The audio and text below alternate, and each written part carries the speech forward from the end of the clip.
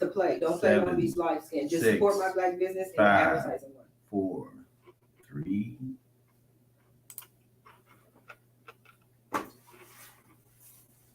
Hi, I'm Sharifah Hardie, and I'm inviting you to tune in to my all-new show, In the Studio with Sharifah Hardie. You'll never know who's going to stop by the studio, who you're going to see, who you're going to meet, who I'm going to introduce, and I know a lot of people. So you definitely want to tune in to In the Studio with Sharifah Hardie on Saturday. Check out who you'll meet next, or if you're interested in being a guest, want to promote your business, visit the website at AskSharifah.com. Support my black business. Hey, it's your girl Sharifah Hardie, and I am in the studio. We are trying to make it work today, but we here. This is going to be a fantastic show. So before I get into introducing today's guest, I would definitely have to thank our sponsors for your support, because without our sponsors, there would be no show. We definitely want to thank Urban TV Network. If you're looking for a great show, something to watch, definitely want to check out URBT. And some great news, great information at urbtnews.com. Our wonderful sponsor. We're also sponsored by Support My Black Business. Get your campaign ready or make a donation to be able to help us raise this $1.5 billion to help local black businesses. And we're sponsored by the Southern California Black Chamber of Commerce. Definitely want to check that out at blackchamberofcommerce.org. Support My Black Business is a reliable GoFundMe-type crowdfunding platform specifically created for black businesses. Our mission is to close the racial wealth gap by supporting black-owned businesses and helping them grow. Through this powerful platform, black business owners can create a campaign in just minutes and raise money. It is simple to launch and manage on the go, or participate in our mission to help us to create a better tomorrow by donating to our black businesses. All donations go directly to making a difference for our cause. Your small support can change a lot of lives. Don't wait. Black business owners need your help. Just go to www.supportmyblackbusiness.org and create your campaign or donate today. Together, we can make a difference. Do you want to advertise your product or business? Are you fed up with conventional marketing techniques? Don't worry, Sharifah Hardie brings you the ultimate solution to promote your product on her exclusive show, In the Studio. Attract a wider and different audience of business owners and entrepreneurs. Just imagine, your product is being displayed live and archived for even more exposure. Boost exposure for your product or service. Don't miss this opportunity. Visit the website today at AskSharifah.com for commercial ads today. Yes, thank you to our sponsors and everyone who is tuning in. We have an incredible, amazing show for you today. I have to introduce this lovely young lady, our guest. She has supported me in a lot of different efforts. She's been on my show multiple times, supported me in my events as a speaker, but she is just a wonderful cheerleader, always there for me. And she is someone that you definitely want to meet. A good friend of mine, Miss Dawn Airhart Witte. Good afternoon, Dawn. How are you today? I'm wonderful. Thank you so much for having me, Sharifah. And it's really nice to be here in person with you today. Yes, because we met and we've talked, spoken over Facebook basically prior to the events, but we never met in person.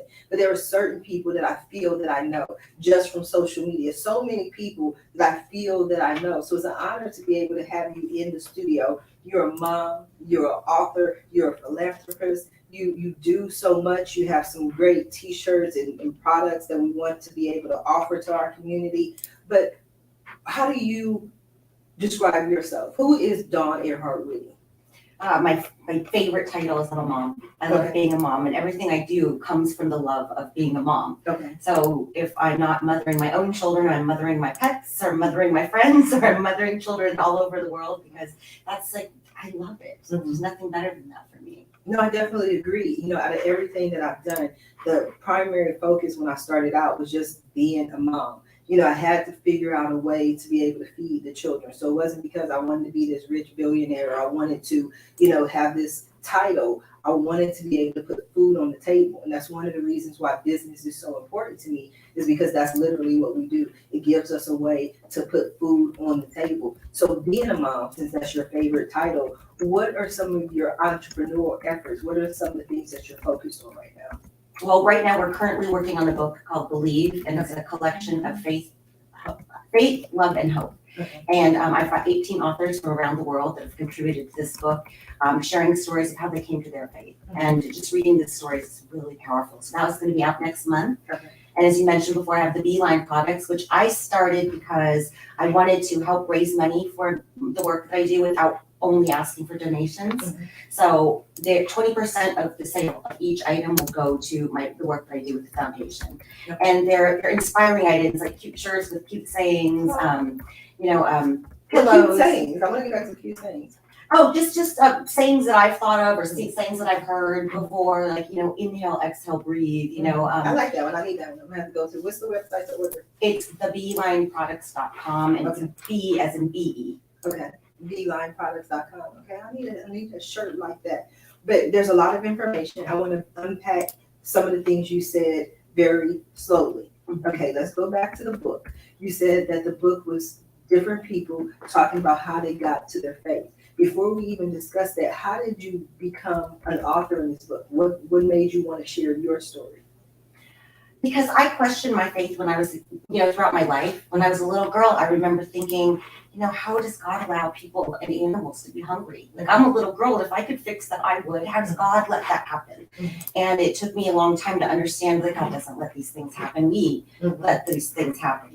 But I had to come to that understanding. So throughout the things that have happened, and raising my children was like one of my best educations, it's lended me to see life in a different way.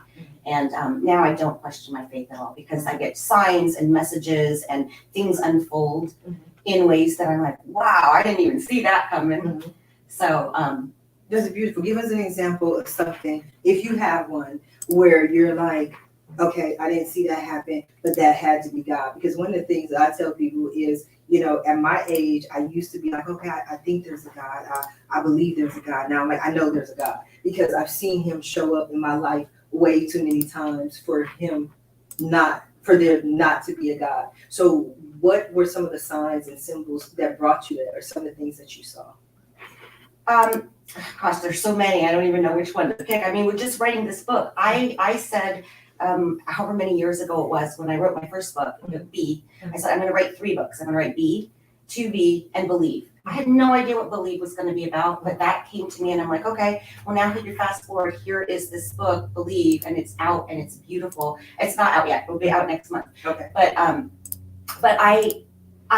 since I've written 8 other books, not 8 other books, I've written other books. So now I've got 7 or 8 books out there, and I'm like, I thought I was going to write 3, and look at what God did. He had better plans. He had bigger plans. God. Yeah. Yes. I love it. So there's the 2B. So is there not to be?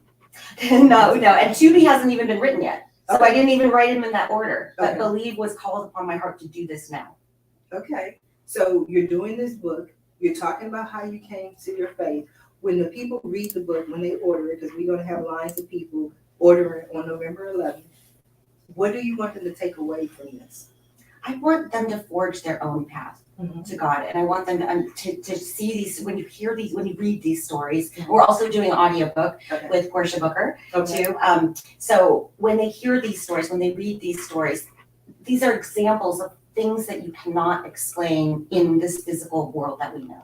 Okay. I gotta hear a story though. That's my thing. Like because I have examples in my life where I go, okay, how can you explain it? There's no other way to explain that. There's no earthly way to explain it. So in this book, I need some kind of something. We can't give it too much away because they have to read the book. But does anything stand out to you? Well, I'll share this story because I won't share the story in the book because that one is really powerful. And when I was thinking about which story I was going to write about, I was going through, how sometimes those photos will come up on your phone and it'll say, oh, memories from this many years ago. This photo came up on my phone and I'm like, that is what I'm writing about. Okay. So, but I was working with this woman, Laura Swan. She is an amazing, amazing mentor. And we were doing a guided meditation and we were doing my first book. And I said, oh, we just got like some samples of different covers for my book. And she goes, oh, well, what does it look like? And she goes, I picture it looking like that. And there's a painting behind my bed. And I turned around, I looked at it, and I'm like, oh my gosh, it really does look like that. How did she know that? Right. I've had many experiences with her in that way, Okay. because she helps, like, I don't know, she helps get me closer to God. I don't know how she does it, but things like that were like, how did she know that? Mhm.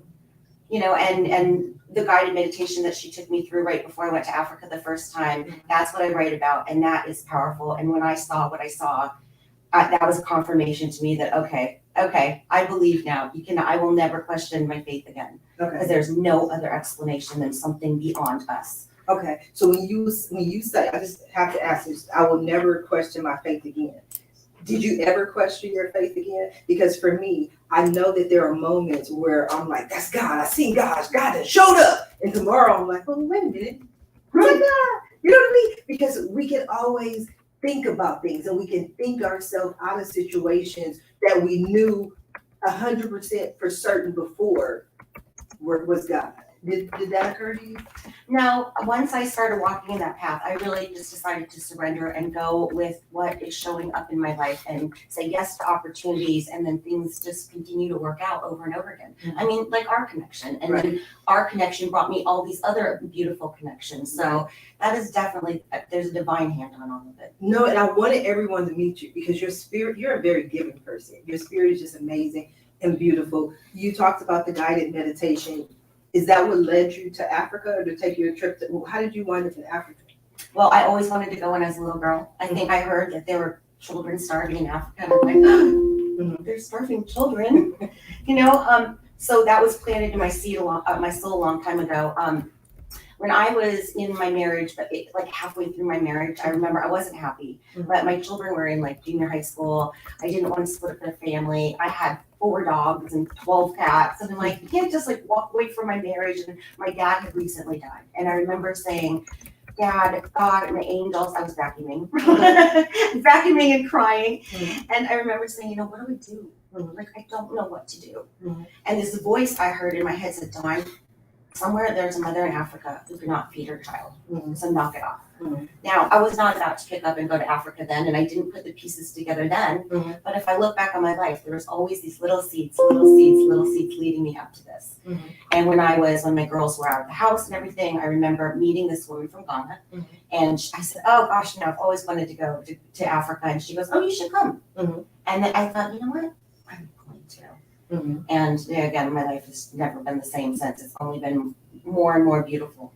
What changed specifically? I like only reason, and I don't mean to push you. So if there's anything that you don't want to share in the studio because you just dropped by to hang out with your girl, Mhm. so feel free to answer or not answer what you like. But what changed specifically? Did you feel like you became more grateful? Did you appreciate more running water? What happened to where you said, you know what, or what led you to know that you were a different person? Well, being more grateful. I've Mhm. always been grateful, but even more grateful, Mhm. like even for the smallest things. And I also don't complain the way I used to, you know, and again, we do it all the time, like, oh, the traffic, oh, the weather. I don't do that anymore because I'm like, oh, I woke up this morning Mhm. and yes, it's raining. Yay, it's watering my plants.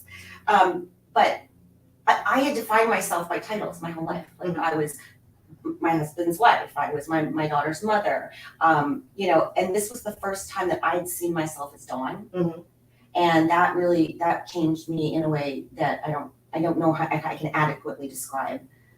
What it sounds like to me, and I guess what I'm trying to figure out, because it doesn't happen or occur to everyone, but it sounds almost as you had like this near-death experience, like this moment where all of a sudden there was a shift and you see life completely different. So for you, you didn't have the near-death experience, but going to Africa, seeing the children, seeing the situations that they were going through, you came back totally different. I was on that journey. Okay. You know, I was taking the courses, I was working with mentors, I had life coaches. So I was on the path to that. Mhm. And I think it evolved. But going to Africa really was like that aha. It's like, yes, I do have purpose and Mhm. significance and something I can contribute in a meaningful way to this world. And I think that's what I was lacking Mhm. for several years, you know, when my girls were adults. And to have like purpose back in my life, like getting up every morning going, I get to do this. I can't wait to go have this meeting, or I can't wait to, you know, do this. That gave me meaning and significance back in my life. Because, you know, after my girls like went off to college and things, I was cleaning and cooking and, you know, taking care of the dogs and the house and everything I used to do. Mhm. But, you know, there's not a whole lot of purpose and meaning in that. That's just stuff that we do. And while there's nothing wrong with that, and I clean less than I did, but I only have 2 dogs now. It just like, just again, to wake up and know that what you're doing is making an impact on somebody else's life. That is priceless. I do believe that is priceless, but you also know that I'm very big, very passionate about business and entrepreneurship. So when did you decide to create a company or create an organization that this is what we do? You know, I've never been like fond of the status quo. So like just doing a normal traditional thing that everybody does is just not in alignment with who I am. And so like, what can I create? What can I do? How can I, you know, again, give to the world in the best way I can and do it on my terms. You know, instead of working for like say the Red Cross or somebody who's already doing stuff, like figure out a different way, because the way we've been doing it for so long in different aspects, it's not changing it. So like let's figure out like a novel approach to like figuring this out. And so again, I marched to the tune of my own drummer. Okay, so what was the novel approach that you came up with? Well, so what I really, you know, after going there and looking at everything, I was saying, you know, what we've been doing is we've been sending them our old stuff. We do collections here and then we ship them over there. There's costs involved with shipping. So let's take that money that we spend on shipping. Let's go spend it on the ground there. Let's lift up the tailors. Let's give them work to do so that they don't have to ask for a handout because they're making money doing the thing that they love and are skilled at doing. So that's what my focus is with these centers I want to build. And also like, you know, create opportunities for them to learn. You know, the little kids in Ghana, they would come and bring me their sketchbooks. You know, they would go on YouTube and figure out how to shade and how to draw and things like that. I want to be able to provide things like that for these children so they can follow their dreams. But that's beautiful, Dawn. One of the things that I see with entrepreneurs in general is that many of them suffer from imposter syndrome. You know, where these grand ideas that I want to do, I want to build this, I want to build that, but then there's something in the back of their mind that goes, who am I? Who am I to help people in Africa? Who am I to build these facilities? Did you ever go to a moment where your idea became so huge that you went, wait a minute, who am I to do this? Oh yeah, all the time. But you know what, I keep thinking, you know, why was it put on my soul? Like, why have I always been called to do this kind of thing? Whether it's feeding kids in Africa or helping children here or taking in rescue animals, whatever it is, I feel like I need to be of service to the world. And so that's always been put on my soul. So, you know, who am I not to do it? And I would say that to anybody. If it's been put on your soul, you know, follow it. It may sound crazy to everybody else, but you know what? It's your life. It's your dream and it was given to you. Nobody has to understand it but you. I love it. That's beautiful because that's the cosign on a post that I made on social media yesterday. I literally said, I know y'all think I'm crazy, but I'm going to send out a press release a day until I get my 1.5 billion. You know, for some, this little Black girl from Columbus, Ohio, who grew up in the streets of South Central, to even say 1.5 billion. I know people like, this girl is crazy.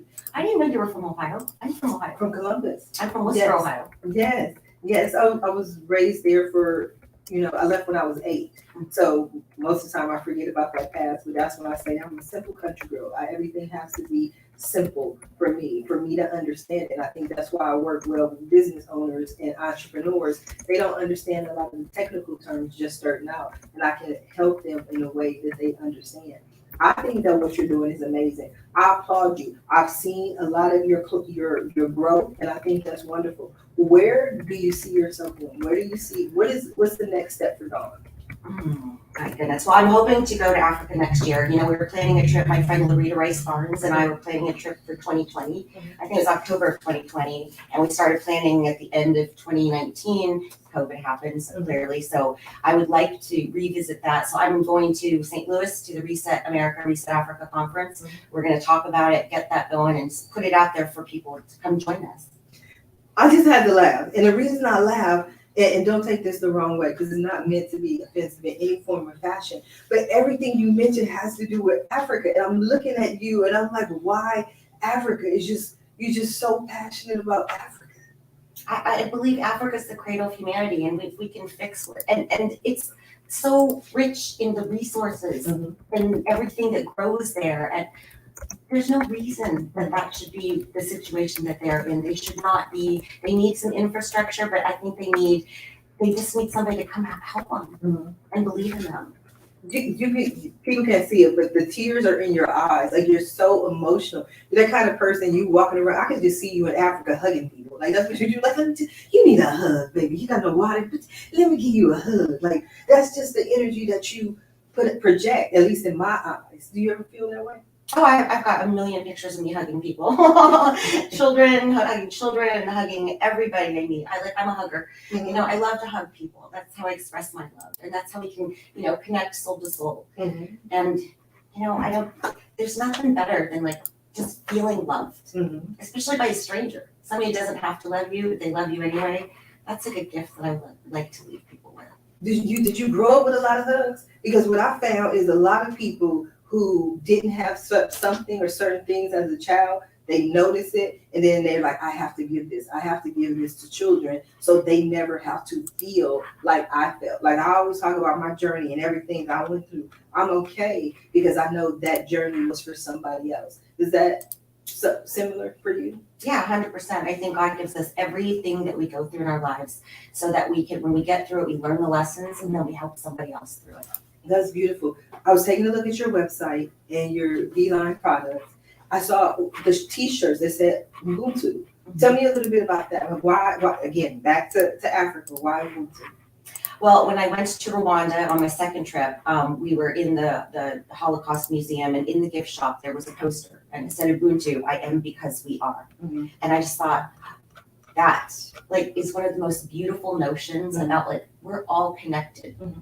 And I just love it. I love it so much. I have it tattooed on my body. Wow. Because it is, we all belong to each other. Mm-hmm. So let's all like give each other a helping hand. Give a hug. Give a hug. Yes. You see somebody in need, like, help them out. Mm-hmm. If we all did that. Mm-hmm. Just be kind. I think that's one of the most important things. But I just want to go back to Africa for a minute, because a lot of times not you per se, but sometimes people in general feel like let me send this $5 over to Africa and then I'll feel better about myself. But there are people living under the freeway overpass that we drive by. There's so much homelessness in California. November 8th is the election. It's a huge political arena right now, and homelessness is a huge issue. I mean, is there a part in your organization for the people right here at home?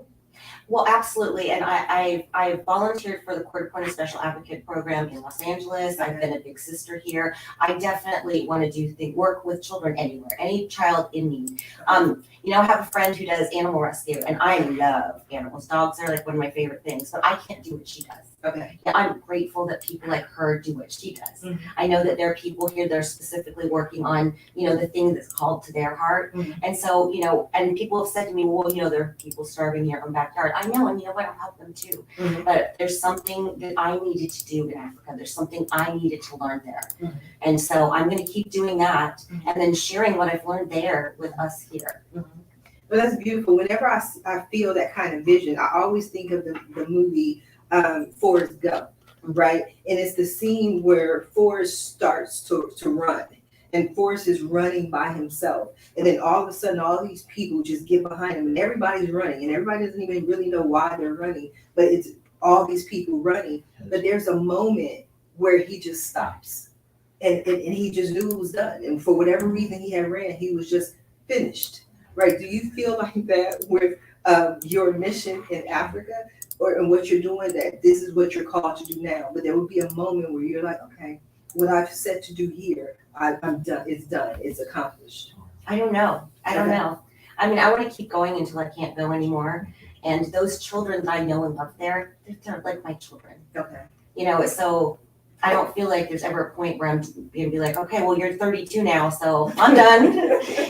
So I'm always going to love them. I'm always going to be there. I got a 25 and a 28-year-old, and I'm done. Like, I'm done. Like, no, y'all grown. Go do what y'all doing. So, I mean, I get it. But there's always more kids. But see, I love your spirit, because I remember as a little kid, I was sitting on the end of the bed with my dad watching television, and this commercial, like Feed the Children, came on and send the money to Africa. And I was like, Dad, are we going to send the money to Africa? My dad turned off the TV and was like, I'm just trying to feed y'all right now. You know what I mean? And I still remember that, because it was this idea of this black man with 3 children wife, trying to live his life. And so often, we're like, okay, help those people over there. So it's good and it's great. And I love the fact that you're helping people. Again, I want to go back to your book. November 11th is out. Where will people be able to pick it up?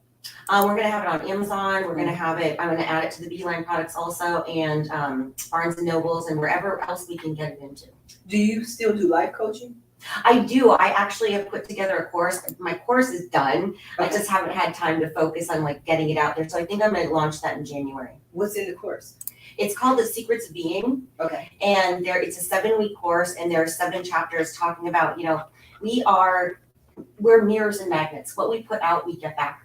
And that's when we think about what we're putting out into the world and we're seeing the results we get in our lives, we can look at that and say, okay, really be mindful of what we're putting out into the world. Mm-hmm. And I really want, one of the chapters is Ubuntu, mm-hmm. So I really want to go deep and reflect and have people tap back into some of the dreams mm-hmm. that they had. Sometimes you're in a transitional place in your life, whether you've gone through a divorce, you lost a job, you've lost somebody in your life, and you just don't know what the next steps are. Mm-hmm. I want to help people get to the next steps mm-hmm. and make them happy steps, mm-hmm. and so that they can live a life that they're proud of and they're fulfilled.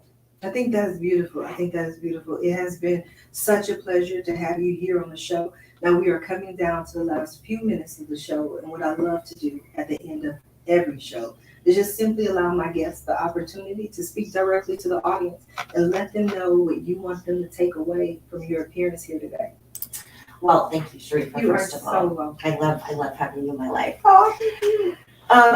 The one thing I like to leave everybody with is that we all can make a difference in every single moment of every single day. You don't have to go to a different country and feed people.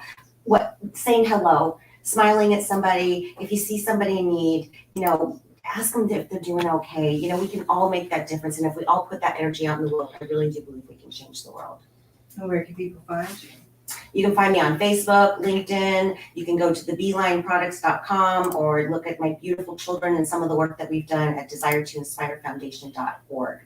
That is so wonderful. I want to thank everyone. I want to thank you for being a guest, for joining me in the studio. It was definitely a pleasure. I want to thank our audience for tuning in. Please go ahead and share this show. Support Dawn and her efforts and her organization. Go ahead and grab a couple of t-shirts and products from her. But we definitely want to show her our support so she can go ahead and support the children. If you're interested in being a guest or for more information, you can visit my website at sharifah.com.